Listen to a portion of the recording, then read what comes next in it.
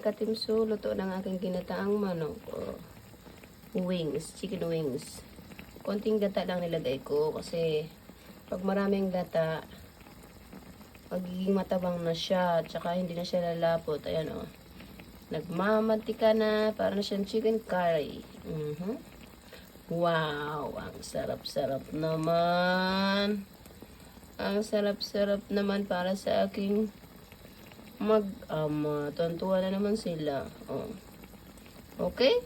So, yun lang katimso. Ingat sa lahat. God bless and see you!